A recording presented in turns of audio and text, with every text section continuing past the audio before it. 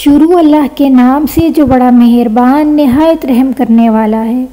حضرت عبداللہ بن عمر رضی اللہ عنہ سے روایت ہے کہ نبی کریم صلی اللہ تعالیٰ علیہ وسلم نے ارشاد فرمایا، 5 چیزیں ایسی ہیں کہ اگر تم ان میں مبتلا ہو جاؤ تو ان کی سزا دنیا میں ہی ضرور ملتی ہے، اور میں پناہ مانگتا ہوں کہ وہ چیزیں تم تک بھی پہنچیں۔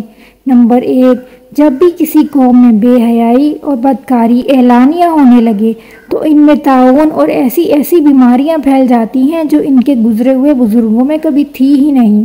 اور نمبر 2، جب وہ زکوٰۃ ادا کرنا چھوڑ دیتے ہیں تو ان سے بارشیں روک لی جاتی ہیں، اور اگر جانور نہ ہوتے تو انہیں کبھی بارش ملتی ہی نہ۔